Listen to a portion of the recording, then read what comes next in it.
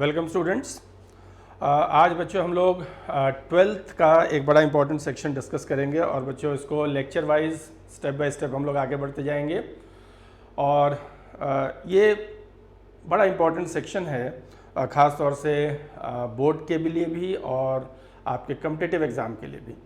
तो बच्चों इसको थोड़ा ध्यान से देखना है। और one of my most favourite topics जो बहुत ही इंटरेस्टिंग आपको फील भी होगा आगे पढ़ते समय भी, और आसान भी होता है बच्चों। अगर एक बार आपने थोड़ा सा उसमें कर लिया तो जेई के या नीट के जो क्वेश्चंस हैं वो इस पर्टिकुलर टॉपिक के आराम से हो जाते हैं। तो बच्चों आज हम लोग डिस्कस करेंगे ऑप्टिक्स। 12th का सेक्शन है। 12th में बच्चों हमारा पूरा सिलेबस 3 पार्ट में डिवाइडेड है। तो पहला सेक्शन है इलेक्ट्रोमैग्नेटिज्म, जिसमें इलेक्ट्रिसिटी मैग्नेटिज्म, ठीक, उसको भी हम लोग स्टार्ट करेंगे अभी। और ऑप्टिक्स है, ray optics and wave optics, और बच्चों लास्ट है मॉडर्न फिजिक्स। तो ऑप्टिक्स और इलेक्ट्रोमैग्नेटिज्म ये दो बच्चों हम लोग शुरू करेंगे। तो आज हम लोग ऑप्टिक्स स्टार्ट करेंगे, इंट्रोडक्शन लेंगे उसका और आगे बढ़ेंगे। तो बच्चों एक कोई भी चैप्टर आप पढ़ते हो तो एक जनरल एक सिनॉप्सिस उसका होता है कि भाई क्या क्या पढ़ने जा रहा है। तो बच्चों ऑप्टिक्स में क्या रहेगा?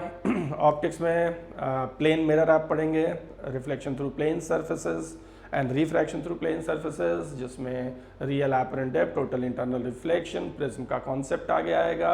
और फिर कर्व सरफेस से रिफ्लेक्शन और रिफ्रैक्शन, जिसमें कॉनकेव कॉन्वेक्स मिरर्स आएंगे। लेंसेस की बात आएगी, लेंसेस के कॉम्बिनेशंस वगैरह की बात आएगी। और ऑप्टिकल इंस्ट्रूमेंट्स, जिसमें टेलीस्कोप, माइक्रोस्कोप वगैरह, इतना बच्चों रे ऑप्टिक्स में रहेगा।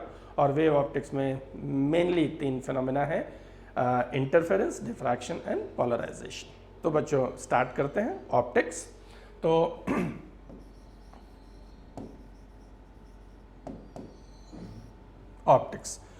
ऑप्टिक्स मीन्स बच्चों study of light, study of light. Light के बारे में जब भी हम लोग स्टडी करते हैं फिजिक्स में, तो इस सेक्शन को, इस फिजिक्स की ब्रांच को ऑप्टिक्स बोलेंगे। लाइट के बारे में डिस्कस करेंगे। तो बच्चों सबसे पहली चीज़ चैप्टर पे आने से पहले और उसके एक्सप्रेशंस या फॉर्म्स पे आने से पहले बच्चों थोड़ा सा हम लोग समझ लें कि लाइट क्या है और उसकी प्रॉपर्टीज़ को थोड़ा सा समझ लिया जाए, क्योंकि इस पूरे सेक्शन में आपको लाइट के बारे में ही पढ़ना है। तो लाइट से थोड़ा सा फेमिलियर हो जाना ज़रूरी है। तो बच्चों सबसे पहली चीज़ ये कि लाइट क्या है। लाइट क्या है? तो शुरू से लोगों में ये क्यूरियोसिटी थी जानने की कि लाइट है क्या। तो इसके बारे में बच्चों सबसे पहला कॉन्सेप्ट आइजैक न्यूटन ने दिया। और बच्चों सबसे पहले न्यूटन ने ये बताया कि लाइट इज अ पार्टिकल। जब किसी भी सोर्स से लाइट निकलता है तो वो छोटे छोटे पार्टिकल्स के फॉर्म में चलता है, और इन छोटे छोटे पार्टिकल्स को बच्चों उन्होंने कॉर्पेस्कल्स नाम दिया। और इस न्यूटन के कॉन्सेप्ट को बच्चों कॉर्पेस्कुलर थ्योरी कहा गया। तो सबसे पहला कॉन्सेप्ट जो आता है वो है न्यूटन्स कॉर्पेस्कुलर थ्योरी। और कॉर्पेस्कुलर थ्योरी में बच्चों उन्होंने बताया कि लाइट पार्टिकल है और वो पार्टिकल्स कॉर्पेस्कल्स है।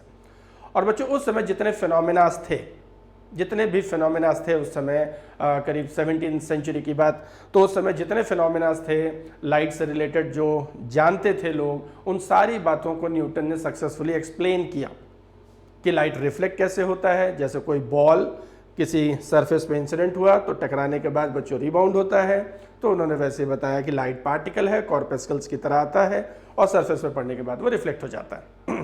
और डिफरेंट कलर्स क्यों होते हैं लाइट के, तो इसके बारे में उन्होंने बताया कि कॉर्पेस्कल्स डिफरेंट साइजेस के होते हैं, छोटे बड़े, और जो हमारी आंखों पे अलग अलग तरह का सेंसेशन क्रिएट करते हैं, जिससे हम अलग अलग कलर्स को ऑब्जर्व कर पाते हैं।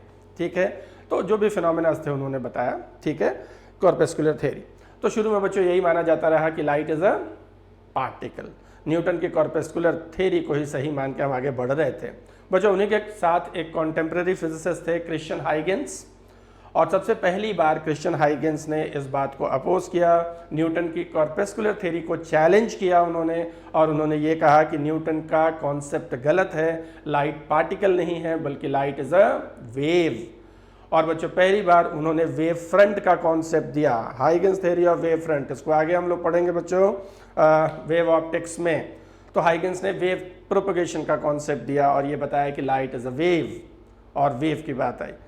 लेकिन शुरू में क्रिश्चियन हाइगन्स के कॉन्सेप्ट को ज़्यादा इंपॉर्टेंस नहीं मिला और लोग यही मानते थे कि न्यूटन का कॉन्सेप्ट ठीक है, और न्यूटन चूंकि बहुत बड़ा नाम था फिजिक्स में तो उनकी बात जल्दी डिस्कार्ड नहीं की गई।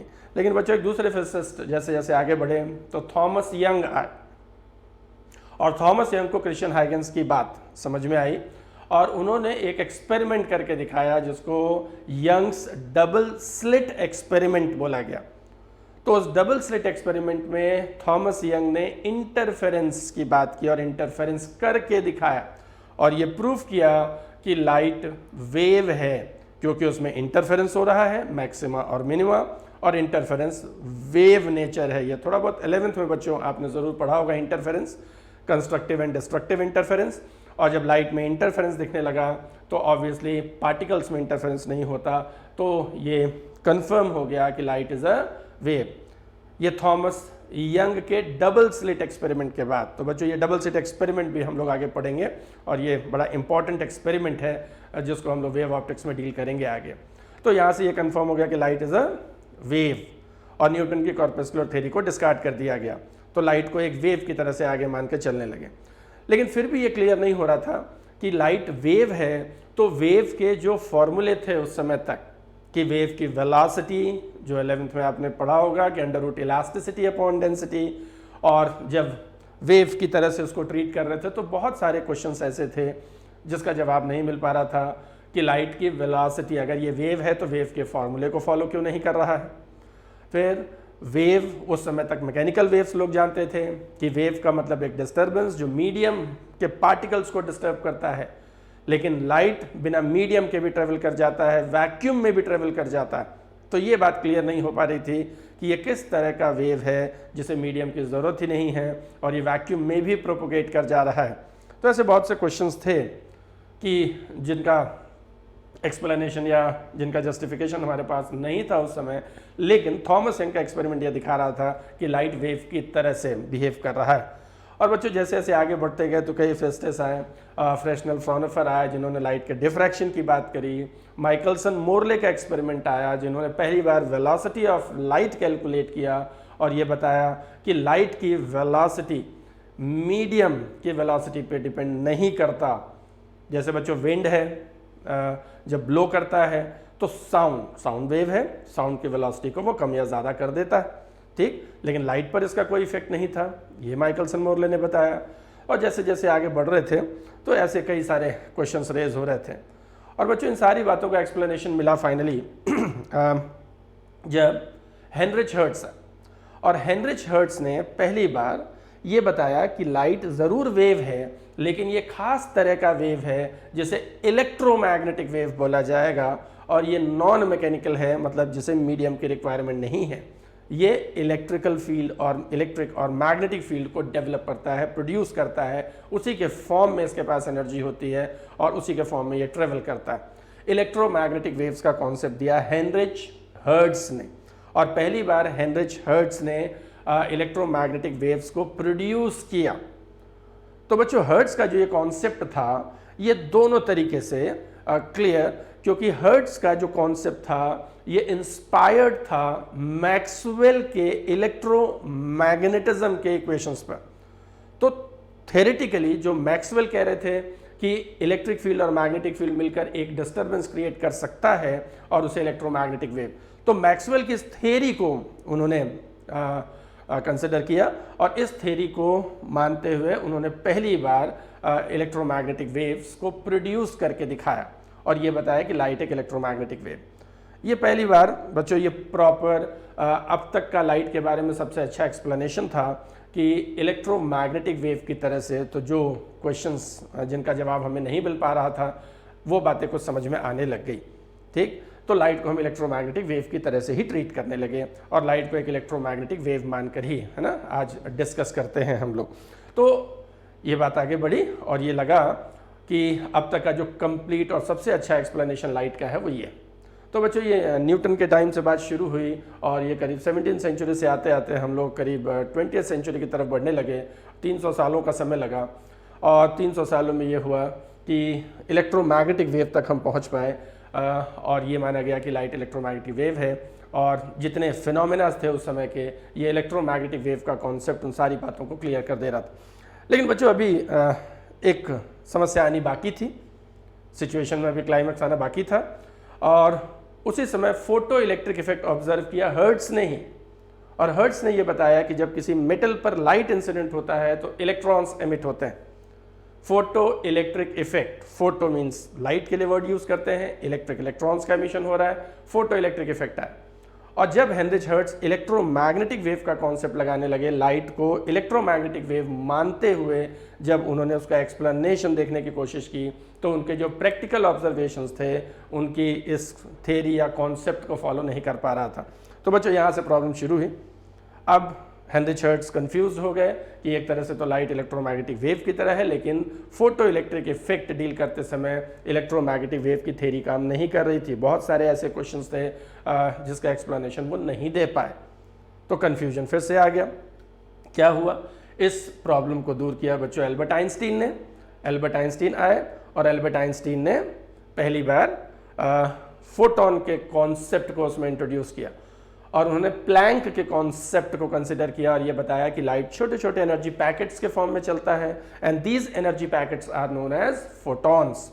तो लाइट पार्टिकल की तरह से उन्होंने कंसिडर किया, फोटॉन्स के फॉर्म में चलता है। और जैसे ही उन्होंने प्लैंक का फोटोन का कॉन्सेप्ट फोटो इलेक्ट्रिक इफेक्ट में आइंस्टीन लगाया तो फोटो इलेक्ट्रिक इफेक्ट की सारी प्रॉब्लम सॉल्व हो गई और फोटो इलेक्ट्रिक इफेक्ट एकदम से क्लियर समझ में आने लगा।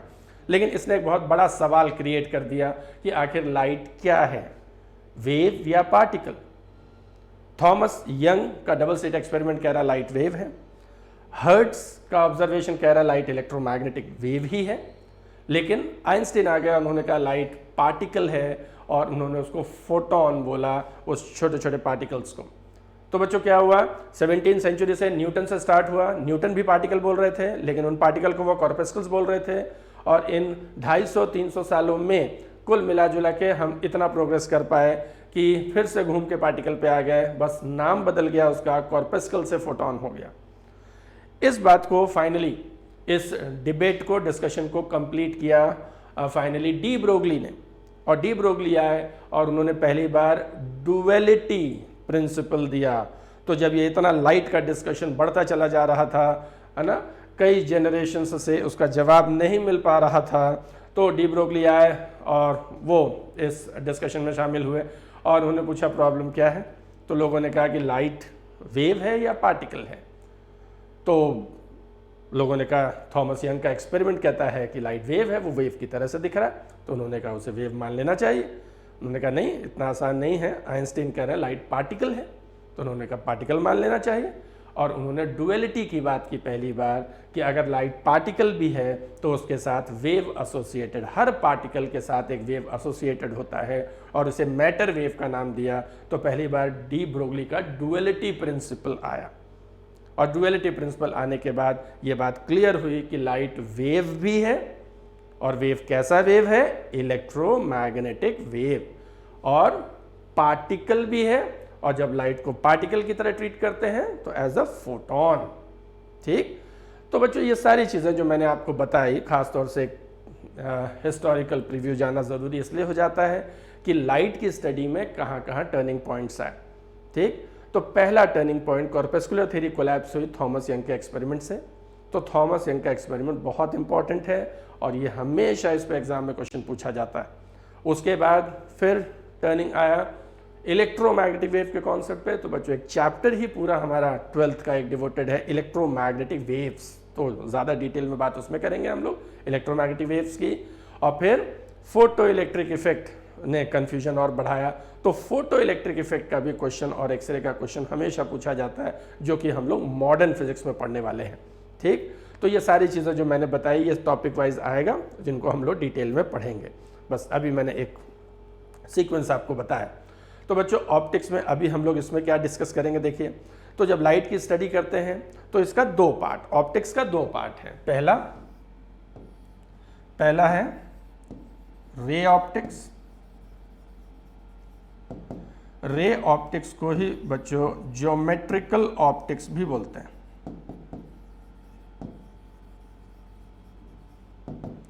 रे ऑप्टिक्स और ज्योमेट्रिकल ऑप्टिक्स। और दूसरा पार्ट है फिजिकल ऑप्टिक्स।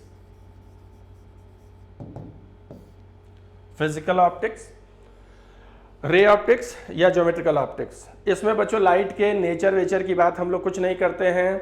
रे ऑप्टिक्स में सिर्फ इतना मान के पढ़ा जाता है, पूरे रे ऑप्टिक्स में एक ही एजम्पशन लिया जाता है कि लाइट हमेशा स्ट्रेट लाइन पाथ में चलता है। Light travels in a rectilinear path, सीधा सीधा स्ट्रेट लाइन पाथ में चलेगा। ठीक, यानी लाइट को जब भी शो करना है कि लाइट यहां से यहां गया, तो आप ऐसे स्ट्रेट लाइन एरो बना के दिखाएंगे, रे बनाएंगे और रे बना के लाइट के पाथ को शो करेंगे, इसीलिए रे ऑप्टिक्स। और इस सेक्शन में आप डायग्राम्स बनाएंगे, बेसिक ज्योमेट्री की बात करेंगे, इसीलिए उसको ज्योमेट्रिकल ऑप्टिक्स भी बोलते हैं। स्ट्रेट लाइन पाथ पे लाइट चलेगा।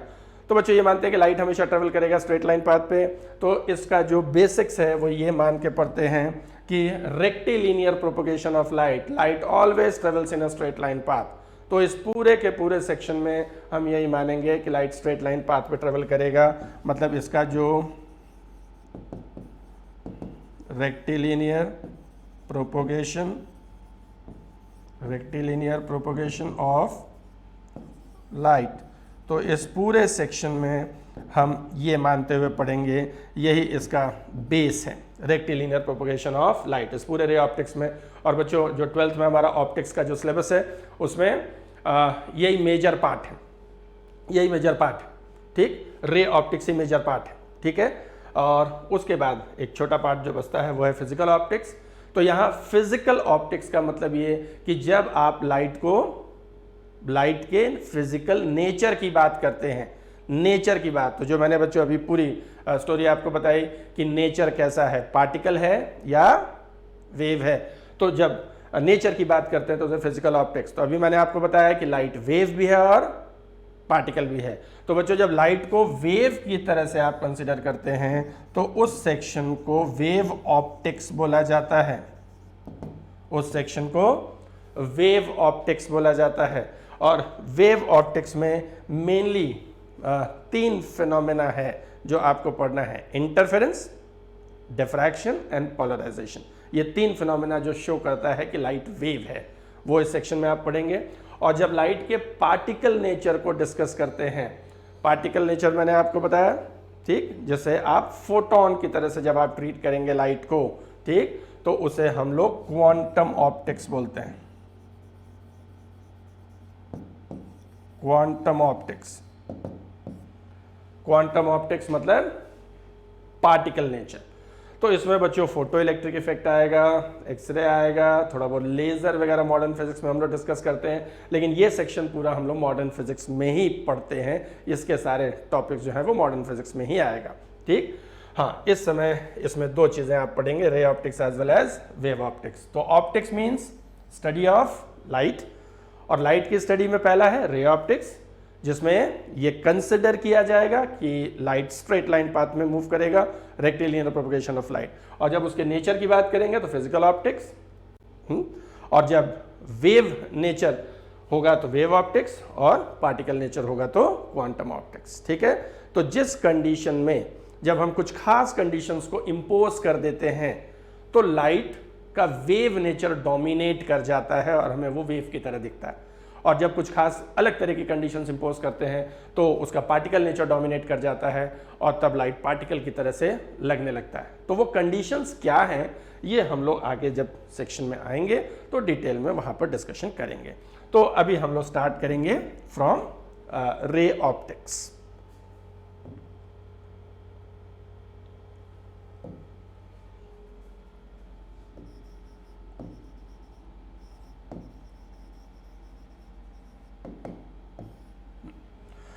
अब रे ऑप्टिक्स के बेसिक्स पे स्टार्ट करने से पहले थोड़ा लाइट के कैरेक्टरिस्टिक की बात कर लें, जो छोटी छोटी प्रॉपर्टीज़ किसी भी चैप्टर को शुरू करने से पहले कुछ बेसिक टर्मिनोलॉजी होती है जो क्लियर होनी चाहिए। ठीक, तो वो थोड़ा सा ज़रूर फेमिलियर हो जाए तब मेन अपनी वर्किंग पे आते हैं। तो बच्चों देखिए लाइट की बात होनी है इस पूरे चैप्टर में, ठीक है। तो लाइट की कुछ बेसिक प्रॉपर्टीज देख लें। तो अभी जैसे मैंने बताया कि लाइट कैसा वेव है, तो लाइट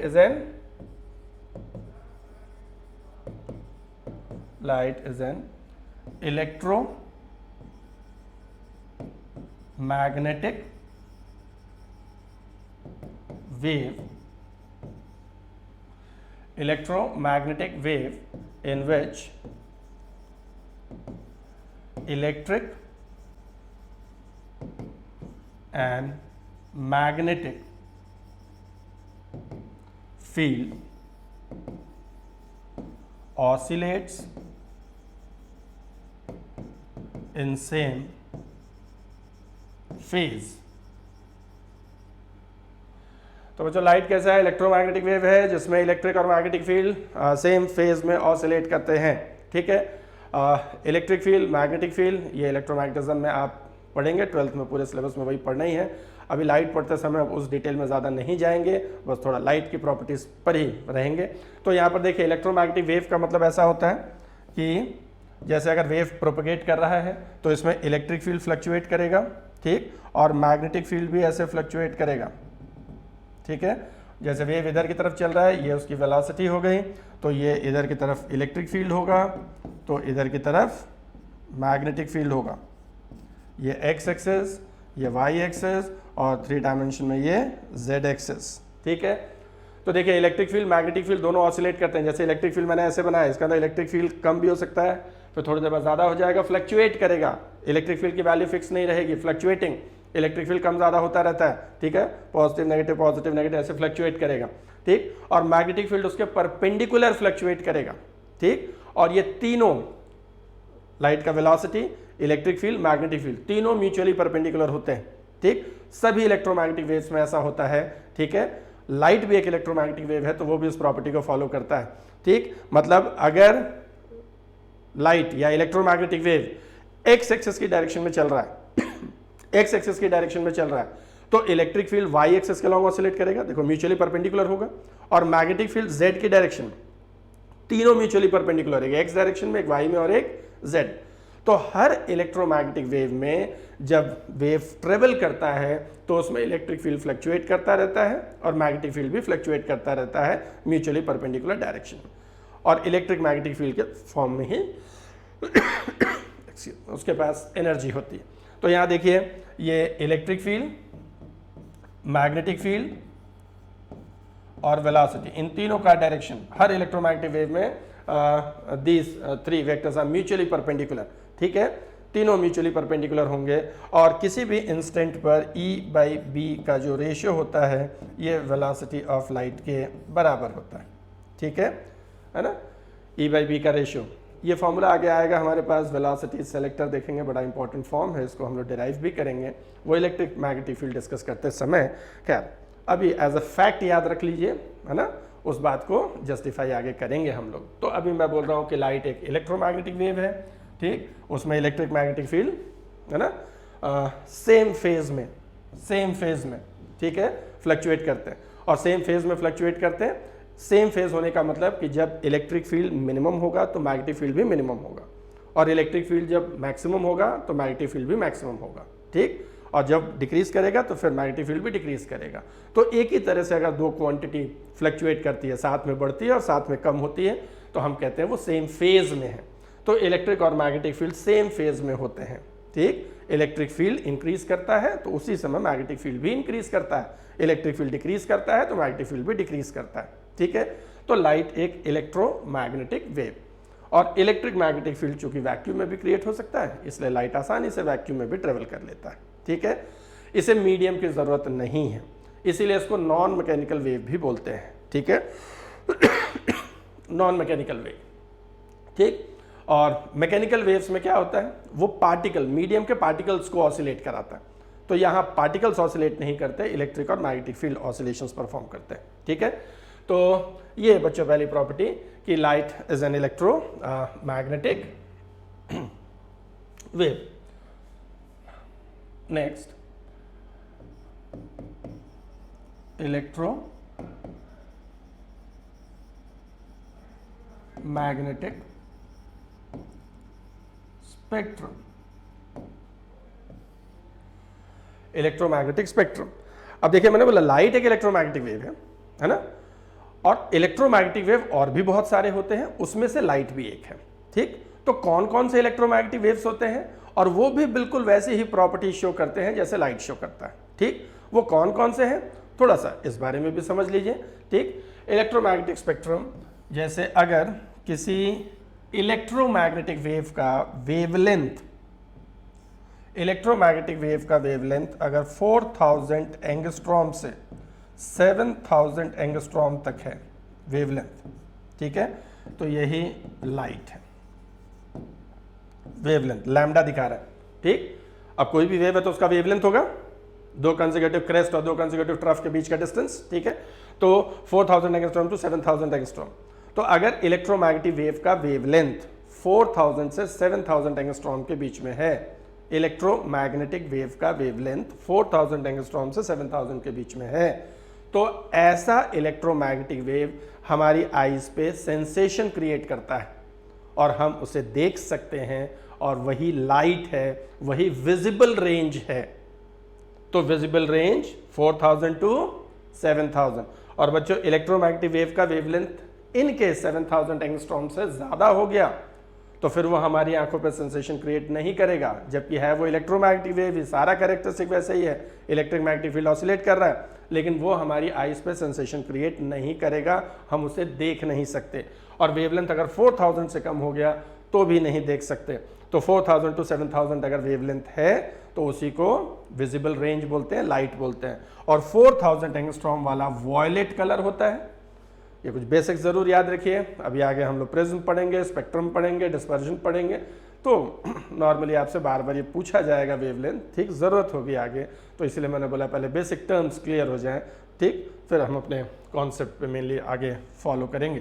तो 4000 एंगस्ट्रॉम वाला वॉयलेट कलर, फिर violet, indigo, blue, green, yellow, orange and red, VIBGYOR.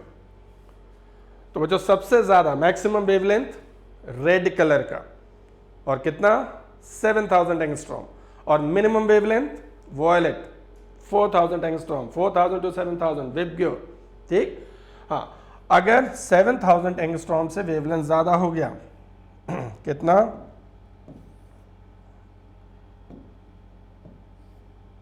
1 millimetre तक, तो इसको इंफ्रारेड रेडिएशंस, इंफ्रारेड रेडिएशंस बोलेंगे। ठीक है, 7000 से 1 मिलीमीटर तक इंफ्रारेड रेडिएशन। देखिए रेड के बाद, रेड से एक्स्ट्रा वेवलेंथ, रेड से ज्यादा वेवलेंथ की तरफ, रेड की साइड पर इंफ्रारेड होगा। ठीक, और 1 मिलीमीटर से अगर 1 मीटर तक है, 1 मीटर तक, तो इसको माइक्रोवेव बोलते हैं, माइक्रोवेव। और 1 मीटर से आगे बढ़ेंगे, इससे भी ज़्यादा वेवलेंथ हो गया तो उसको आप रेडियो वेव्स बोलते हैं। ठीक, रेडियो वेव्स में भी 1 किलोमीटर से कम है तो शॉर्ट रेडियो वेव्स, और उससे ज़्यादा है तो लॉन्ग रेडियो वेव्स।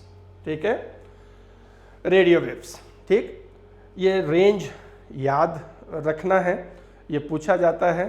ठीक, कि अगर इलेक्ट्रोमैग्नेटिक वेव का वेवलेंथ कोई पर्टिकुलर रेंज दे दिया तो उसको आप क्या नाम देंगे, या फिर कोई इलेक्ट्रोमैग्नेटिक वेव बता दिया और उसका वेवलेंथ किस रेंज में होगा, तो ये ज़रा मोटे तौर पे आप अपने दिमाग में ध्यान रखेंगे।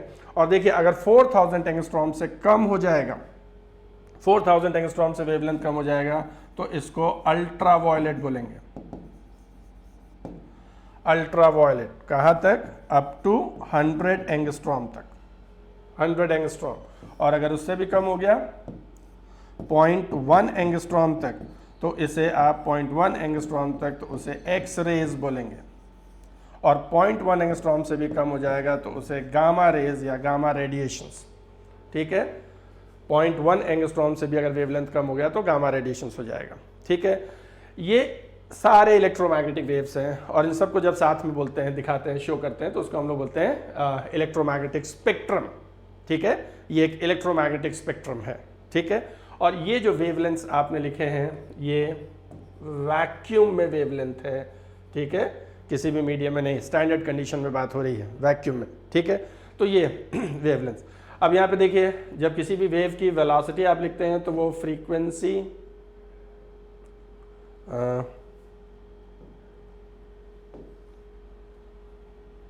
वेलोसिटी लिखते हैं, फ्रीक्वेंसी इनटू वेवलेंथ, ठीक है। तो यहाँ पर देखिए वेलोसिटी किसी भी मीडियम में, अब जैसे वैक्यूम में जो वेलोसिटी होगी वो किसके बराबर होगी, c, ठीक। लाइट की वेलोसिटी वैक्यूम में ये मैक्सिमम पॉसिबल वेलोसिटी है, जिसे c से डिनोट करते हैं, 3 × 10⁸ मीटर पर सेकेंड, ठीक है, मैक्सिमम पॉसिबल वेलोसिटी। और कोई भी इलेक्ट्रोमैग्नेटिक वेव अगर वैक्यूम में ट्रेवल कर रहा है तो वो इसी वेलोसिटी से चलेगा, ठीक है। तो यहाँ देखिए ये तो c हो जाएगा, ठीक।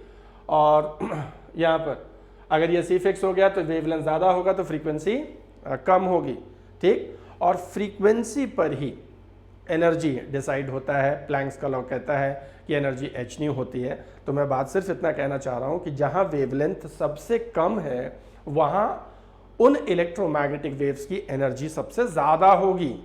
जिसका वेवलेंथ सबसे कम है उसकी फ्रीक्वेंसी सबसे हाई होगी, ठीक, उसकी फ्रीक्वेंसी सबसे हाई होगी और उसका एनर्जी सबसे ज़्यादा होगा।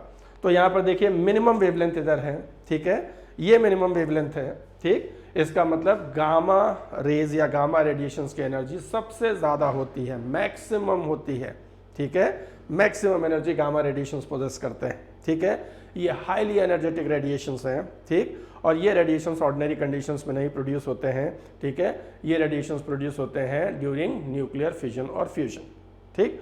तो कई बार इनके सिग्निफिकेंसेस की बात की जाती है ना, आपके बोर्ड वगैरह के एग्जाम्स में लिखने को आ जाता है कि किसी पर्टिकुलर जैसे कौन सा किस कंडीशन में कौन से इलेक्ट्रोमैग्नेटिक वेव का यूज़ किया है, वो कब प्रोड्यूस होता है। तो थोड़ा सा 1-2 फैक्ट्स आप ज़रूर याद रखिएगा, है ना। तो मैंने बोला गामा रेडिएशंस बहुत हाई एनर्जी के रेडिएशंस हैं, नॉर्मल कंडीशंस में रेडिएशंस नहीं दिखते हैं, सिर्फ न्यूक्लियर फिजन या फ्यूजन, है ना, जब एटॉमिक एक्सप्लोजन वगैरह हो, ठीक है। और ये बहुत ज़्यादा हार्मफुल है ह्यूमन बॉडी के लिए।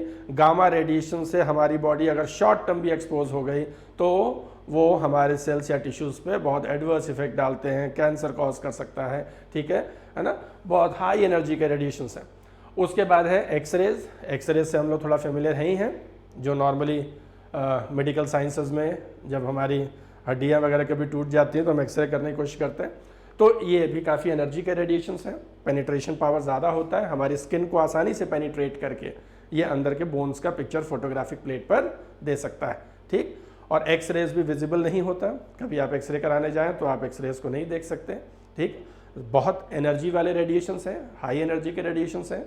अगर थोड़ा long term exposure X rays से हो जाए तो ये भी हमारे लिए बहुत खतरनाक है ना, डेंजरस फॉर ह्यूमन बॉडी। आगे बढ़ते हैं अल्ट्रा वायलेट, ठीक है, अल्ट्रा वायलेट रेडिएशंस, ठीक। सन से आने वाले अल्ट्रा वायलेट जो रेडिएशंस हैं वो हमारा ओजोन लेयर ब्लॉक कर देता है। Long term exposure human body पे ये भी हार्मफुल है, तो हमारे एटमॉस्फेयर में अल्ट्रा वायलेट रेडिएशंस नहीं आ पाती हैं, इसलिए हम लोग इन रेडिएशन से सेफ रहते हैं, ठीक है। हाँ, ये अल्ट्रा वायलेट यूज़ करते हैं कहाँ, वाटर प्यूरीफायर। घरों में बच्चों जो वाटर प्यूरीफायर आपके लगा होता है ना, RO प्लस UV। तो RO plus UV, RO means reverse osmosis, UV मतलब अल्ट्रा वायलेट। तो उसमें बच्चों लैंप लगा होता है और वो अल्ट्रा वायलेट रेज देता है जो वाटर को प्यूरिफाई कर देता है, जो उसमें जर्म्स माइक्रोब्स हैं उनको किल कर देता है ना। पानी साफ हो जाता है, पीने लायक हो जाएगा, है ना, ठीक। तो वाटर प्यूरिफायर की तरह यूज़ किया जाता है इन रेडिएशंस को। फिर बच्चों लाइट है ना, जैसे हम लोग देख सकते हैं जो सेंसेशन क्रिएट करता है, ये हमारे लिए बिल्कुल भी हार्मफुल नहीं है। आगे इंफ्रारेड रेडिएशंस हैं, ठीक, ये भी विजिबल नहीं है। और इंफ्रारेड रेडिएशंस को मेडिकल साइंसेज वगैरह में, आई सर्जरी वगैरह में यूज़ किया जाता है, ठीक। आगे बढ़ते हैं माइक्रोवेव्स एंड रेडियो वेव्स। ये बच्चों सिग्नल्स वगैरह, इलेक्ट्रोमैग्नेटिक वेव्स को जब आप सिग्नल्स की तरह यूज़ करते हैं कम्युनिकेशन में, सिग्नल्स को ट्रांसमिशन करने के लिए इस रेंज के इलेक्ट्रोमैग्नेटिक वेव्स को यूज़ किया जाता है, इसीलिए उनको रेडियो वेव्स बोला जाता है, ठीक है। तो ये इलेक्ट्रोमैग्नेटिक स्पेक्ट्रम और इलेक्ट्रोमैग्नेटिक, बहुत सारे इलेक्ट्रोमैग्नेटिक वेव्स में लाइट भी है और हमारा पर्पस अभी फ़िलहाल इस लाइट को समझना है। बाकी ये सारे, ठीक। वो थोड़ा हम इलेक्ट्रोमैग्नेटिक वेव्स जब चैप्टर पढ़ेंगे तो उनकी प्रॉपर्टीज़ इलेक्ट्रोमैग्नेटिक वेव्स के साथ डिस्कस करेंगे। फिलहाल पर्पस लाइट पढ़ना है, तो लाइट एक इलेक्ट्रोमैग्नेटिक वेव है जिसका वेवलेंथ 4000 to 7000 एंगस्ट्रॉम है। फिलहाल अभी हमारे काम की तो इतनी ही बात इस सेक्शन में है। ठीक, लेकिन स्पेक्ट्रम याद रखिएगा, आगे तो ध्यान रखना ही है, आगे फिर आएगा इलेक्ट्रोमैग्नेटिक वेव्स में। ठीक है,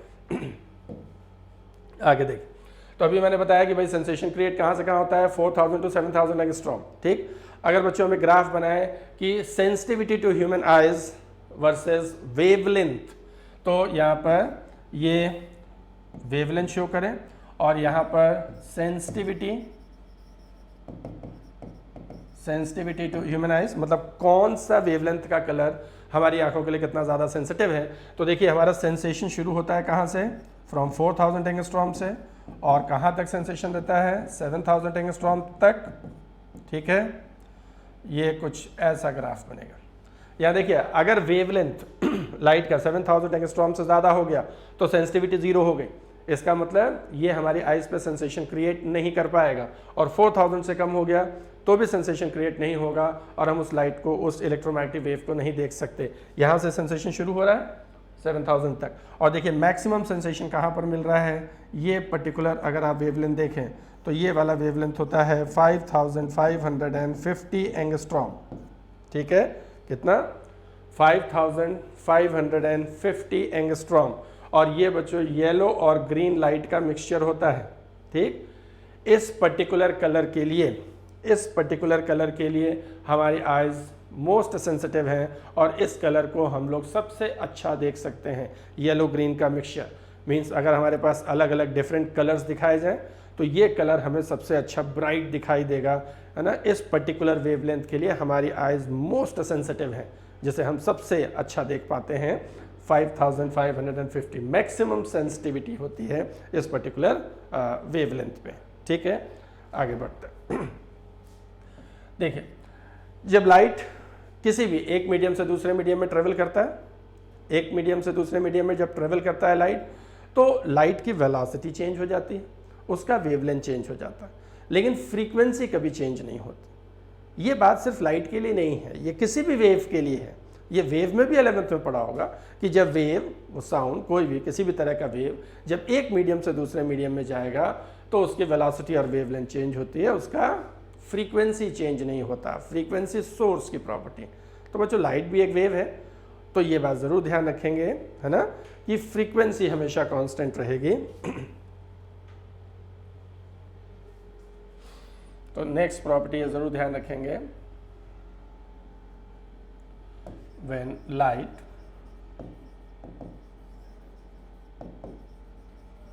enters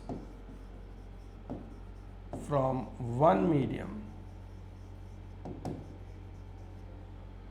to another, its frequency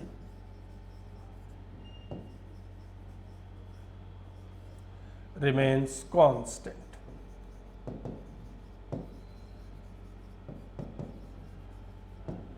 ठीक है, इस बात पे ध्यान दीजिए। फ्रीक्वेंसी कांस्टेंट होगा जब भी लाइट ट्रेवल करेगा। जैसे लाइट एयर से, ग्लास में, एयर से वाटर में कहीं गया तो वेवलेंथ चेंज हो जाएगा, वेलोसिटी चेंज हो जाएगी, लेकिन फ्रीक्वेंसी चेंज नहीं होगी, फ्रीक्वेंसी कांस्टेंट रहेगी। ठीक है ना, वेवलेंथ चेंज हो जाएगा। तो बच्चों ये जो मैंने अभी आपको देखिए स्पेक्ट्रम बनाया था, ये वाला यहाँ मैंने वैक्यूम लिखा। तो यहाँ मैंने वैक्यूम इसीलिए लिखा क्योंकि ये जो वेवलेंथ है ये वैक्यूम के लिए है, लेकिन अगर वैक्यूम नहीं है, ठीक, यही इलेक्ट्रोमैग्नेटिक वेव या लाइट वाटर में चला गया, ग्लास में चला गया, तो ऑब्वियसली वेवलेंथ चेंज हो जाएगा। ठीक, क्या कांस्टेंट रहेगा, फ्रीक्वेंसी, है ना। तो यहाँ पर बच्चों एक छोटा सा क्वेश्चन कई बार पूछा गया और लोग अक्सर उसका गलत जवाब दे देते हैं कि colour of the light is decided by, और फिर चॉइसेस दी जाती हैं कि colour of the light is decided by, option first, bye it's wavelength, by its frequency, by its intensity and by its velocity। Light का colour, ठीक, इन चारों में से किस फैक्टर से डिसाइड किया जाता है। ठीक, उसकी फ्रीक्वेंसी से उसका कलर डिसाइड होता है, उसके वेवलेंथ से, कि उसकी इंटेंसिटी से, कि उसकी वेलोसिटी से। तो अक्सर बच्चों क्या होता है कि जब हम इलेक्ट्रोमैग्नेटिज्म की बात करते हैं तो इलेक्ट्रोमैग्नेटिक स्पेक्ट्रम बनाते हैं और ये बात बार बार यूज़ करते रहते हैं पूरे 12th के सिलेबस में, तो हमारे जहन में ये बैठ जाता है कि वेवलेंथ 4000 से 7000 ये लाइट है, तो ऑब्वियसली 4000 वाला वॉयलेट है, 7000 रेड है। तो अक्सर लोग इस क्वेश्चन का जो आंसर है वो बोलते हैं कि लाइट का कलर उसके वेवलेंथ से डिसाइड होता है, but it's totally wrong. Light का कलर उसके वेवलेंथ से डिसाइड नहीं होता बल्कि उसकी फ्रीक्वेंसी से डिसाइड होता है। देखिए अभी मैं आपसे कहूं कि वॉयलेट कलर 4000 एंगस्ट्रॉम यानी इलेक्ट्रोमैग्नेटिक वेव 4000 एंगस्ट्रॉम का है तो वो वॉयलेट है। लेकिन अगर यही कलर वाटर में चला गया तो वेवलेंथ चेंज हो जाएगा। 4000 हो सकता है वेवलेंथ 3500 हो जाए, वेवलेंथ चेंज हो जाएगा, वेलोसिटी चेंज हो जाएगी। कांस्टेंट क्या रहेगा? फ्रीक्वेंसी। इसका मतलब इस कलर की जो फ्रीक्वेंसी वैक्यूम में है वही फ्रीक्वेंसी हर मीडियम में रहेगी। तो आप तब ये गारंटी के साथ कह सकते हैं कि ये पर्टिकुलर फ्रीक्वेंसी अगर वॉयलेट है तो ये पर्टिकुलर फ्रीक्वेंसी हमेशा वॉयलेट कलर ही देगा। तो लाइट का कलर डेफिनेटली उसकी फ्रीक्वेंसी से डिसाइड होता है, ना कि उसके वेवलेंथ से। इसीलिए मैंने ये वेवलेंथ लिखा, तो यहाँ वैक्यूम लिखा है कि वैक्यूम में ये वेवलेंथ है क्योंकि वेवलेंथ चेंज हो जाता है। तो ये फैक्ट समझ में आ रहा है कि ये जो हमारा फैक्ट था, when light enters from one medium to another its frequency remains constant, इसीलिए लाइट का जो कलर है, कलर ऑफ द लाइट, ये किससे डिसाइड होगा? Bye frequency of light. ठीक है, लाइट का कलर, वेवलेंथ नहीं लगाएंगे ऑप्शन, ठीक है, फ्रीक्वेंसी से। तो लाइट का कलर उसकी फ्रीक्वेंसी डिसाइड करेगी। ठीक है, आगे बढ़ेंगे। अगली चीज देखिए, रे ऑप्टिक्स में एक चीज बोली थी कि लाइट रे ऑप्टिक्स का बेसिस ही यही है, रे ऑप्टिक्स का फाउंडेशन ही यही है कि ये मान के पढ़ते हैं कि लाइट एक रे की तरह बनाए, स्ट्रेट लाइन पाथ। ठीक है, लेकिन लाइट तो एक वेव है, तो हम ये एज्यूम कर मान लेते हैं, ठीक, कि लाइट एक स्ट्रेट लाइन पाथ में चलता है। तो अक्सर ये क्वेश्चन, क्योंकि ये बड़ा बेसिक क्वेश्चन है और अक्सर ये क्वेश्चन पूछा जाता है कि लाइट वेव तो है, लेकिन आप रे ऑप्टिक्स पढ़ते समय ऐसा क्यों मान लेते हो कि लाइट स्ट्रेट लाइन वेव की तरह क्यों नहीं चलता है ना? क्या रीजन है, हम क्यों ऐसा एज्यूम कर लेते हैं? ठीक, तो एक क्वेश्चन ये सिंपल बनता है कि light appears to travel in a straight line path due to, light हम स्ट्रेट लाइन पाथ में चलता हुआ एज्यूम कर लेते हैं, क्यों? Due to its high frequency, due to its low wavelength, due to its high intensity, due to its high velocity. ऐसा कौन सा रीजन है कि हम ये मान लेते हैं कि लाइट स्ट्रेट लाइन पाथ में चलता है? ठीक, किस वजह से? तो बच्चों इसका आंसर है कि लाइट स्ट्रेट लाइन पाथ में चलता हुआ एज्यूम कर लिया जाता है क्योंकि लाइट का वेवलेंथ बहुत कम है, due to its infinitely small wavelength. ठीक, क्यों? जरा इस बात को समझ लीजिए, क्यों है, जो फैक्ट है, ठीक, उसका मतलब समझना है। तो देखिए, अगर कोई चीज स्ट्रेट लाइन पाथ में चल रहा है तो लाइट, अगर कोई चीज स्ट्रेट लाइन पाथ में चल रहा है तो इसके सामने अगर आपने कोई ऑब्स्ट्रक्शन लगा दिया, इसके सामने अगर आपने कोई ऑब्स्ट्रक्शन लगा दिया तो ऑब्वियसली उस ऑब्स्ट्रक्शन से आगे लाइट नहीं जा पाएगा। तो हम कहेंगे भाई सीधा जा रहा था, उसके रास्ते में ऑब्स्ट्रक्शन आ गया, आगे वो नहीं। लेकिन अगर बात वेव की करें तो डिस्टर्बेंस वो इस तरीके से प्रोपोगेट करता है, और यहाँ पर आपने कोई ऑब्स्ट्रक्शन लगा दिया तो यहाँ देखिए, यहाँ भी डिस्टर्बेंस होगा और यहाँ भी होगा, ऑब्स्ट्रक्शन बीच में है, लेकिन वो वेव की तरह से आगे बढ़ गया। ये स्ट्रेट लाइन पाथ नहीं है, ये स्ट्रेट लाइन पाथ है। ठीक, लेकिन लाइट है तो वेव, मान लेते हैं ये। तो क्यों मान लेते हैं? क्यों? क्योंकि लाइट का वेवलेंथ बहुत कम है, बहुत स्मॉल वेवलेंथ होने की वजह से हम ये एज्यूम कर लेते हैं और लाइट को स्ट्रेट लाइन पाथ में ट्रेवल करता हुआ मान लेते हैं। ठीक, एक अंदाजा लगाएं कि लाइट का वेवलेंथ है कितना। अभी मैंने बताया कि भाई 4000 से 7000 एंगस्ट्रॉम होता है। अगर 7000 एंगस्ट्रॉम में मैं लिखूं तो 7000 एंगस्ट्रॉम का मतलब आप समझ पा रहे हैं? 7000 एंगस्ट्रॉम का मतलब 7000 इंटू 10⁻⁻10 मीटर। एंगस्ट्रॉम का मतलब 10⁻⁻10, या इसी को आप लिख सकते हैं 7 इंटू 10⁻⁻7 मीटर, या इसको आप लिख सकते हैं 7 इंटू 10⁻⁻4 मिलीमीटर। ठीक है, और इसका मतलब ये हो गया 7 / 1000 हुआ मिलीमीटर। 7 / 1000 × 10⁻⁻4 × 7 / 10⁻⁻4 × 10⁻⁻4 × 10⁻⁻4 × 10⁻⁻4 × 10⁻⁻4 × 10⁻⁻4 × 10⁻⁻4 मिलीमीटर। ठीक है, और इसका मतलब ये हो गया 7 / ठीक है, ठीक है।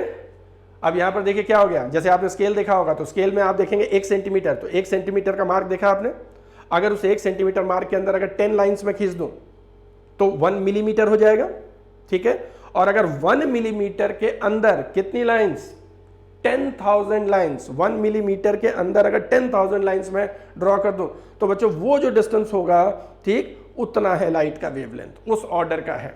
मतलब मिलीमीटर का 10,000th part, 10,000 part of a millimetre, ठीक, इतना लाइट का वेवलेंथ है, ठीक है, इतना छोटा। अब इतना छोटा वेवलेंथ होने का मतलब क्या हो गया, दो क्रेस्ट के बीच का जो डिस्टेंस होता है यही वेवलेंथ होता है, दो कंसेक्यूटिव क्रेस्ट या कंसेक्यूटिव ट्रफ के बीच का डिस्टेंस, ठीक है। और लाइट का वेवलेंथ इतना है, इसका मतलब उसके क्रेस्ट के बीच में जो डिस्टेंस होगा वो मिलीमीटर के 10,000 पार्ट तक, मतलब ऐसा कुछ।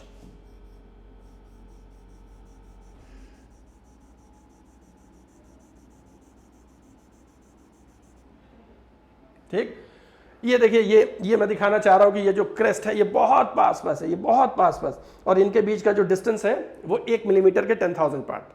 अब देखिए लाइट, कोई भी वेव अपने स्ट्रेट लाइन पाथ से डेविएट होता हुआ कब दिखाई देगा, जब आप कोई ऑब्स्ट्रक्शन लाएं तो दो क्रेस्ट के बीच में वो आ जाए तो यहां से वो वेव यहां पहुंच जाएगा, ठीक। यहां भी ऐसा हो सकता है, अगर आप कोई ऑब्स्ट्रक्शन लाएं और वो दो क्रेस्ट के बीच में चला जाए। अब बताइए दो क्रेस्ट के बीच में डिस्टेंस कितना है, मिलीमीटर का 10,000 पार्ट। तो अगर इतना पतला कोई ऑब्स्ट्रक्शन आपको मिल जाए और आप उसे लाइट के रास्ते में ले आइए तो लाइट अपने स्ट्रेट लाइन पाथ से डेविएट हो जाएगा। और बच्चों यही फिनोमेना डिफ्रैक्शन बोला जाता है, जो लाइट के वेव नेचर को शो करता है। तो मैंने इससे पहले डिस्कशन में आपको बताया था कि जब कुछ कंडीशंस आप इम्पोज करते हैं तो लाइट का वेव नेचर डोमिनेट करता है, ठीक। उनमें से एक ये है कि अगर लाइट के पाथ में बहुत बहुत बहुत छोटा ऑब्स्ट्रक्शन आ जाता है तो लाइट स्ट्रेट लाइन पाथ में ट्रेवल न करते हुए बल्कि अपने वेव नेचर को शो करता है और वो उसके कॉर्नर से बेंड हो जाता है। यही फिनोमेना डिफ्रैक्शन होता है, आगे पढ़ेंगे वेव ऑप्टिक्स में, ठीक है ना। लेकिन बच्चों जब हम लोग रे ऑप्टिक्स पढ़ते हैं, इतनी छोटी चीज, इतनी पतली चीज़, तो मतलब नेचर हम देख ही नहीं सकते उसको, तो नहीं। तो हम लोग जब पढ़ते हैं रे ऑप्टिक्स तो मिरर पढ़ते हैं, लेंस पढ़ते हैं जिनका साइज लाइट के वेवलेंथ से काफ़ी ज़्यादा है। तो ऐसे में क्या होता है कि जब ऑब्स्ट्रक्शन आप लाते हो तो लाइट रुक गई और ऑब्स्ट्रक्शन हटाया तो लाइट चलेगी, और हमें ऐसा फील होता है, ऐसा लगता है कि लाइट कैसे चल रहा है, light appears to travel in a straight line path, ठीक है। तो लाइट स्ट्रेट लाइन पाथ में चलता हुआ हम लोग मान लेते हैं, ठीक है ना। चलता नहीं है ना, ऐसा एज्यूम कर लिया जाता है, ठीक। अगर साइज जो है बॉडीज का वो लाइट के वेवलेंथ से ज़्यादा है, तो नॉर्मली लाइट का वेवलेंथ इतना कम है तो डे टू डे लाइफ में जितनी चीज़ें आप देखते हैं, ठीक, उनका साइज लाइट के वेवलेंथ से काफ़ी ज़्यादा है, ठीक। और उनमें हमेशा हमें, है ना, ऐसा एज्यूम होता है डे टू डे लाइफ में कि लाइट हमेशा स्ट्रेट लाइन पाथ पर ही चलता है। तो पूरे रे ऑप्टिक्स का जो बेसिस यही है, तो इसलिए ये एक इंपॉर्टेंट सा डिस्कशन है कि ज़रूर याद रखिए, अगर आपसे कोई पूछा जाता है कि why light appears to travel in a straight line path, तो उसका एक लाइन में आपको आंसर यही बताना है, due to its infinitely small wavelength, ठीक है। बहुत बहुत छोटा वेवलेंथ होने की वजह से ऐसा होता है, ठीक है। हाँ, तो ये तो बच्चों कुछ लाइट की प्रॉपर्टीज़ का हम लोगों ने डिस्कस किया। अब इसके साथ हम लोग आगे बढ़ेंगे, ठीक, और प्लेन मिरर या रिफ्लेक्शन और रिफ्रैक्शन फिनोमेना की बात करेंगे। तो बच्चों आज के लेक्चर में इतना ही, नेक्स्ट लेक्चर में हम लोग इसके आगे का डिस्कशन फॉलो करेंगे। Thank you.